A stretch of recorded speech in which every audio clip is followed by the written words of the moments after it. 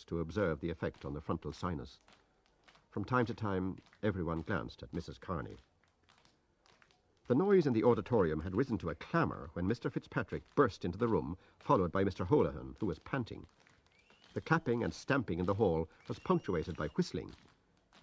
Mr. Fitzpatrick held a few banknotes in his hand.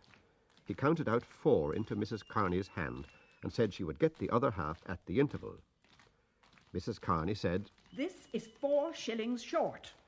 But Kathleen gathered in her skirt and said, "Now, Mr. Bell," to the first item, who was shaking like an aspen. The singer and the accompanist went out together. The noise in the hall died away. There was a pause of a few seconds, and then the piano was heard. The first part of the concert was very successful, except for Madam Glyn's item.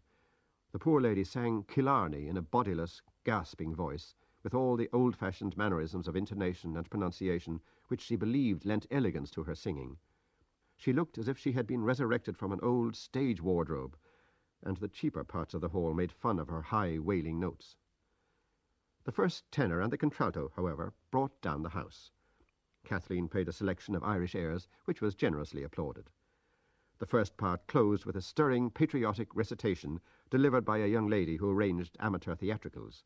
It was deservedly applauded, and when it was ended, the men went out for the interval content.